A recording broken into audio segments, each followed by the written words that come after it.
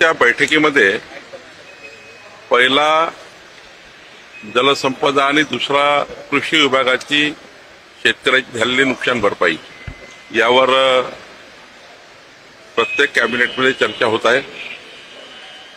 नुकसान भरपाईचे अंतिम आकडे 80% वर आलेले आहेत। 10-20% आकडे पुन्हा बाकी आहेत। मला वाटतं आज किंवा उद्यापर्यंत राज्याचे संपूर्ण पंचनामे सरकारकडे येतील आणि मग राज्य सरकार याला माननीय मुख्यमंत्री अजित पवारजी, एकनाथ शिंदेजी बसून जो काही शेतकऱ्याला मदत करायची आहे त्या मदतीची घोषणा करतील आणि काही तर केंद्र सरकारलाही त्या ठिकाणी प्रस्ताव पाठवतील।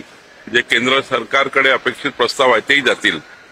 एकंदरीत ही बाब आपल्याला आवर्जून सांगेल की माननीय मुख्यमंत्री आमचं सरकार हे शेतकऱ्यांना पूर्ण नुकसान म्हणजे शेतकऱ्यांना मदत करण्याकरता पूर्ण त्या ठिकाणी ताकद देणार आहे।